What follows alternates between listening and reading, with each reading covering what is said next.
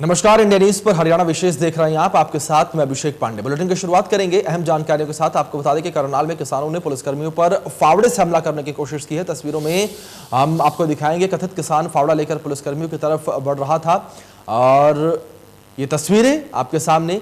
आपको बता दें कि देखते ही देखते उसका एक और साथी जो है उसके साथ आ गया और किस तरीके से यहाँ पर हमला किया गया।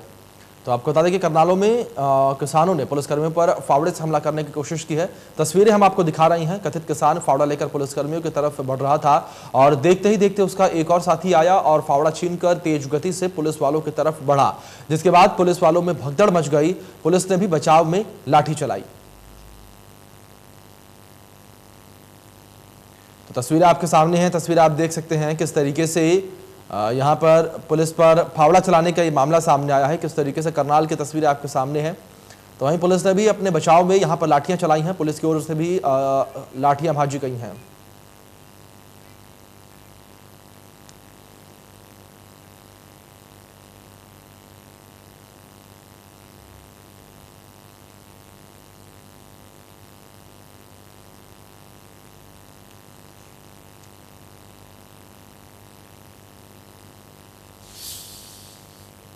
अब आपको एक और तस्वीर दिखाते हैं, जिस किसान ने पुलिस पर लोहे की कस्सी से हमला करने की कोशिश की, लेकिन पुलिस के रोकने पर संतुलन बिगड़ने से गिर गया। गिरने पर उसे चोट भी आई है। तब उन्हीं पुलिसकर्मियों में से एक जवान ने किसान की पट्टी की और उसका खून बहने से रुका। झड़प और हमले की खबरें अपनी जगह हैं, लेकिन ये तस्वीर मानवता की मिसाल पेश करती है।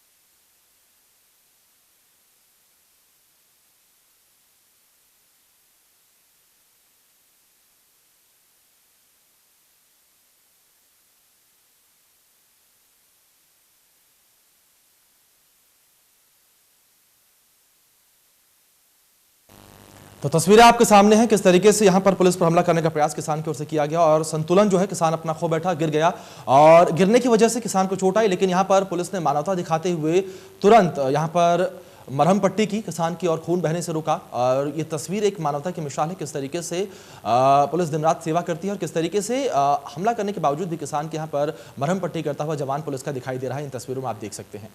तो करनाल की तस्वीरें हैं, करनाल की तस्वीरें, और ये तस्वीर इस वक्त मानवता की मिसाल बनी हुई है।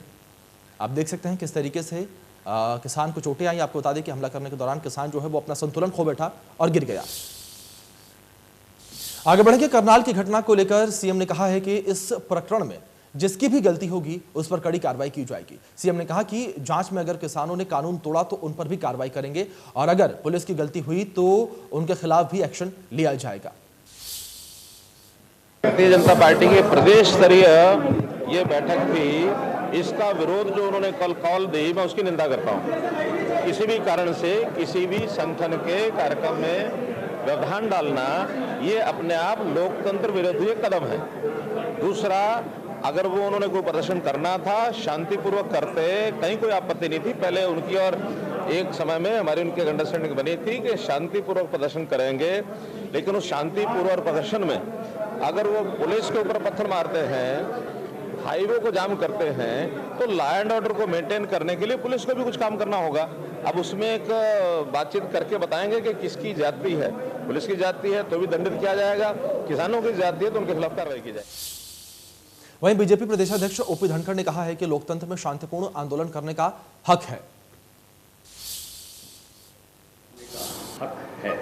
भारतीय जनता पार्टी को भी अपने संगठन की गतिविधियों करने का हक है, लेकिन मुझे जानकारी मिली है कि लाठीचार्ज हुआ है। मैंने मुख्यमंत्री जी से कहा है कि किन परिस्थितियों में हुआ है इसकी जांच कराएं। लाठीचार्ज नहीं होना वो ज़्यादा अच्छी बात है। इस स्थिति में नहीं जाया जाए।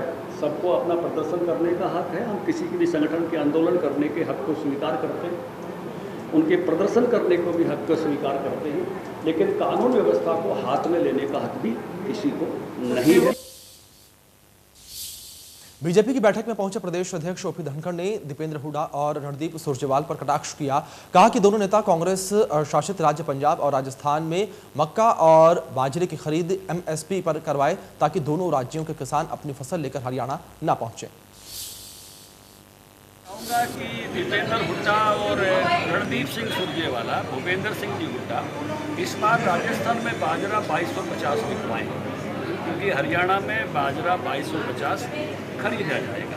मैं चाहूँगा कि वो इस बार मक्का की खरीद भी पंजाब में करवाएं। मैं चाहूँगा कि जो मुआवजा हरियाणा में 12,000 रुपये प्रति कर दिया जाता है वो इन राज्यों में कम है, कांग्रेस शासित राज्यों में, वहाँ जाकर वो मुआवजा बढ़वाएँ। तो इसलिए बहुत सारे हमारे अड़ोस पड़ोस में जहाँ कांग्रेस शासित राज्य है, क्योंकि हरियाणा ऐसा राज्य है जो मजदूरों और किसानों के लिए सर्वश्रेष्ठ कर रहा है। यहाँ तो आंदोलन उधार में लाया गया है। ये आंदोलन यहाँ वाया पंजाब आया है और पंजाब में मुआवजा 8,000 या 12,000, गन्ने का भाव 4 साल से पंजाब में 310 रुपये था, जो अभी बढ़ाया गया है और हम हर साल उनसे अच्छा गन्ने का भाव देते हैं। तो हरियाणा सर्वश्रेष्ठ कर रहा है। थोड़ा सा ये दोनों भाई ये जरा ध्यान। जननायक जनता पार्टी के वरिष्ठ महिला नेता और बाढ़ा से विधायक नैना चौटाला ने कहा है कि आंदोलन करने वाले किसान नहीं हैं, बल्कि ये लोग किसानों को बदनाम कर रहे हैं। साथ ही कहा कि कृषि कानूनों को लेकर हरियाणा में प्रदर्शन किया जा रहा है, जबकि हरियाणा सरकार का इन कानूनों से कोई भी संबंध नहीं है। ये कानून केंद्र सरकार ने लागू की है। इसके अलावा नैना चौटाला ने कहा कि कुछ तथाकथित किसान गाड़ियों के शीशे तक तोड़ रहे हैं, जबकि एक किसान कभी ऐसा काम नहीं कर सकता है। मैं कहूँगी रास्ता रोकना ये सब है, तो जो ओरिजिनल किसान है वो तो देखो ये काम कर नहीं रहे। कुछ लोग हैं जो किसानों को शायद बदनाम करने के लिए ये काम कर रहे हैं, तो मैं उन्हीं से आग्रह करूँगी आपके मीडिया के माध्यम से कि उन लोगों को ना बदनाम करो, क्योंकि किसान कभी ऐसा काम नहीं करेगा। ये लाठी मतलब गाड़ियों के पीछे सिरसा हमारे वो आए थे डिप्टी स्पीकर साहब, उनकी गाड़ियों के शीशे तोड़ने, तो मेरे को तो नहीं लगता कि किसान कभी ऐसा काम करेगा क्या। तो ये तो किसानों को ही बीच के कुछ लोग जो है वो बदनाम करने की कोशिश करने, बाकी किसान जो है वो तो शांतिपूर्वक एक जगह बैठे अपने हक के लिए। पर ये जो चीज़ें इन्होंने करी हैं वो तो देखो सेंट्रल गवर्नमेंट का काम है, इसमें तो हरियाणा गवर्नमेंट का तो कोई रोल नहीं है जो हरियाणा को रोक के बैठे हैं लोग। नारायणगढ़ के शहजादपुर की अनाज मंडी में किसान गुटों में झड़प हो गई। एक गुट गुरनाम सिंह चढ़ोनी का था, जबकि दूसरा गुट चढ़ोनी का विरोध करने पहुंचा था। किसानों ने चढ़ोनी को काले झंडे भी दिखाए। इस दौरान मामला बढ़ने का हाथापाई तक की नौबत आ गई और किसानों ने एक दूसरे की पिटाई तक कर डाली।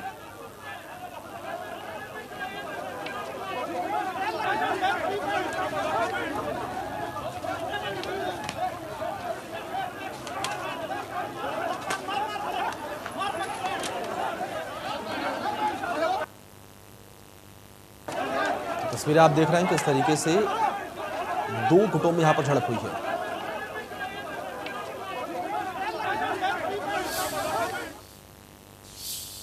कर्नाल बीजेपी के निकाय और पंचायत चुनाव की रणनीति के लिए बैठक का आयोजन किया गया। इस बैठक की अध्यक्षता सीएम मनोहर लाल ने की। सीएम के साथ इस बैठक में मंत्री समेत बीजेपी के वरिष्ठ नेता भी मौजूद रहे। बैठक में पंचायत और निगम चुनाव को लेकर अहम फैसलों पर मोहर लगी है और बीजेपी प्रदेश अध्यक्ष ओपी धनखड़ ने बताया कि नगर निगम के चुनाव पार्टी सिंबल पर ही लड़े जाएंगे। इसके अलावा नगर पालिका और नगर परिषद के चेयरमैन के चुनाव भी पार्टी सिंबल पर ही लड़े जाएंगे। बीजेपी ने चुनाव के लिए पदाधिकारी नियुक्त कर दिए हैं। प्रदेश के सभी जिलों और मंडल में 2 से 3 सदस्यीय कमेटी का गठन किया जाएगा। वहीं निकाय और सरपंच चुनाव के लिए 2 कमेटी का गठन किया जाएगा।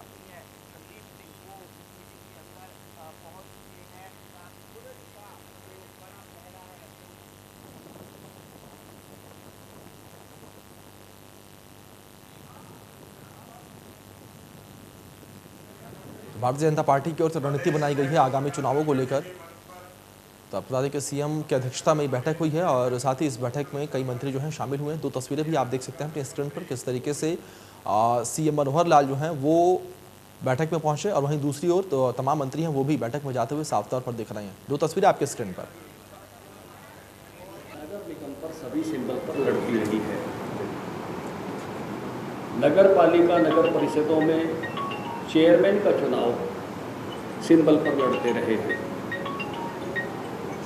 पंचायतों में और वार्डों में या आगामी कोई भी फैसला है, ये फैसला करने का अधिकार भारतीय जनता पार्टी की अपनी एक बॉडी होती है जिसको हम इलेक्शन कमेटी कहते हैं।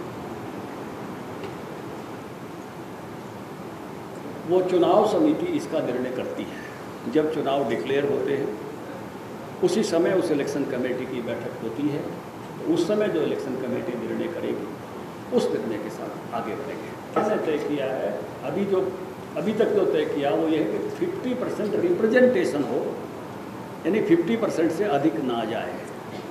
रिप्रेजेंटेशन 50% हो, 50 में पुरुष रहे।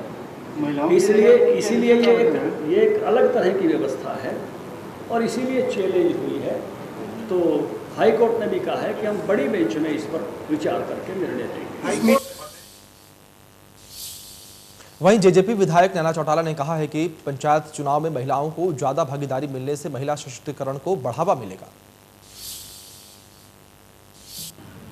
महिलाओं के लिए तो हम यही चाहते हैं कि ये जो बराबर की भागीदारी है, चाहे तो वो पंचायती राज में हो, अब महिलाएं आगे सरपंच बनेंगी, ज़्यादा से ज़्यादा चेयरमैन पार्षद बनेंगी, तो ये एक महिलाओं के लिए बहुत अच्छी शक्ति है। यही सशक्तिकरण कहूँगी मैं।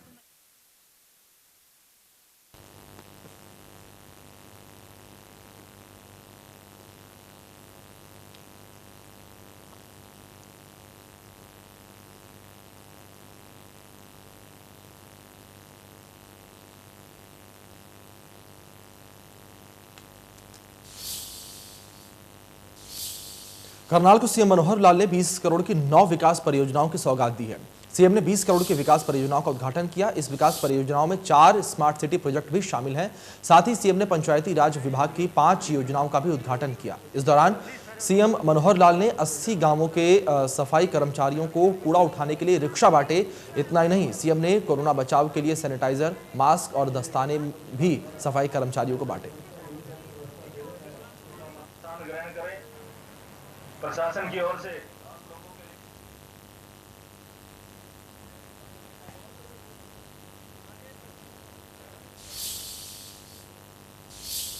गृह मंत्री अनिल विज ने पंजाब कांग्रेस पर तंज कसा है। नवजोत सिंह सिद्धू के बहाने से अनिल विज ने कांग्रेस पर निशाना साधा।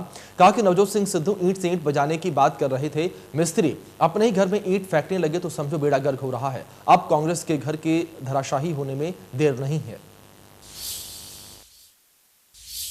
पंजाब कांग्रेस के अध्यक्ष नवजोत सिंह सिद्धू उर्फ मिस्त्री अपने ही घर की ईंट से ईंट बजाने की बात कर रहे हैं। जब कोई मिस्त्री अपने ही घर की ईंटें उठा उठा के फेंकने लग जाए तो समझो कि अब उस घर के धराशायी होने में देर नहीं है।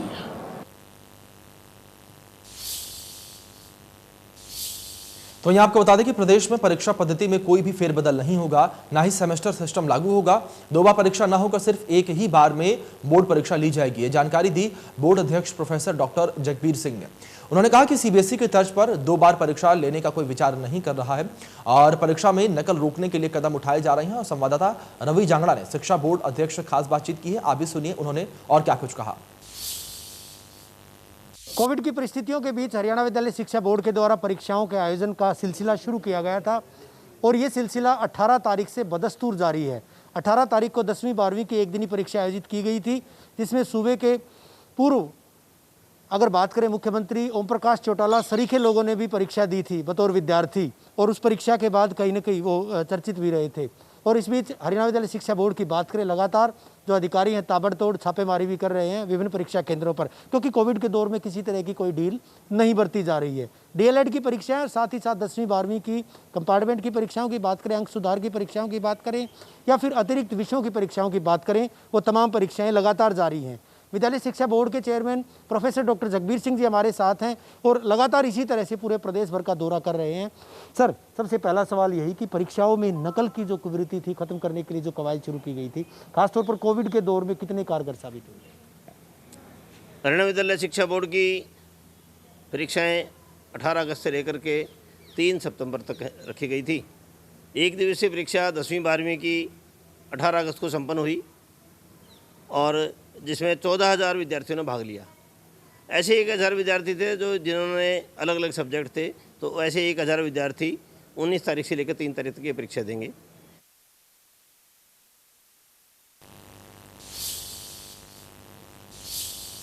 कोसली में एक पीएचसी में कार्यरत डॉक्टर पर उनके अधीनस्थ कार्य करने वाली स्टाफ नर्स के पास मोबाइल पर कॉल करके शराब के नशे में अश्लील बातें करने का मामला सामने आया है। डॉक्टर की हरकतों से तंग आ चुकी नर्स शनिवार को कोसली थाना में पहुंची और आरोपी डॉक्टर के खिलाफ केस दर्ज करा दिया है। वहीं दूसरी तरफ पुलिस ने भी तुरंत कार्रवाई करते हुए आरोपी डॉक्टर की तलाश शुरू कर दी है। पुलिस का कहना है कि आरोपी डॉक्टर को जल्द ही गिरफ्तार कर लिया जाएगा।